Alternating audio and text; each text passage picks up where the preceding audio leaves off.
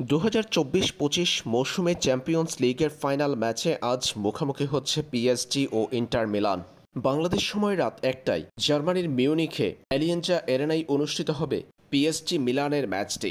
এই ম্যাচে পিএসজিকে হারিয়ে চ্যাম্পিয়ন্স লিগ জিততে পারলে দারুণ এক সম্ভাবনা তৈরি হবে লাউতারো মার্টিনেজের জন্য। এবারের চ্যাম্পিয়ন্স লিগে ইন্টার মিলানের সাফল্যের অন্যতম কাণ্ডারি আর্জেন্টাইন এই তরুণ। লাউতারো মার্টিনেজ চ্যাম্পিয়ন্স লিগে এখন পর্যন্ত ফাইনালের আগে 13 ম্যাচ খেলে করেছেন 9টা গোল, 2টা অ্যাসিস্ট। 2025 সালের ব্যালন ডিওর জয়ের ক্ষেত্রে চ্যাম্পিয়ন্স লিগের চ্যাম্পিয়ন হওয়ার বিষয়টি বিশেষ ভূমিকা পালন করতে পারে। শুধু তাই নয়, এমনকি চ্যাম্পিয়ন্স লিগ জিততে দলীয় সাফল্য হিসাবে ব্যালন ডিওর জয়ের ক্ষেত্রে ব্যক্তিগত অর্জনটাকেও উজ্জ্বল করে তুলবে। লাউতারো মার্টিনেজের সামনে বাধা ফরাসি তারকা ওসমান দেমবেলে। 2024-25 মৌসুমে চ্যাম্পিয়ন্স লিগে 14 ম্যাচ খেলে 8টা গোল, 4টা অ্যাসিস্ট আছে পিএসজির এই ফরাসি তারকার। ফাইনাল ম্যাচে দেখা যাবে তাকে। পিএসজিকে চ্যাম্পিয়ন করতে পারলে ওসমান দেমবেলের ক্ষেত্রেও এগিয়ে যাওয়ার সুযোগ থাকবে ব্যালন ডিওরে।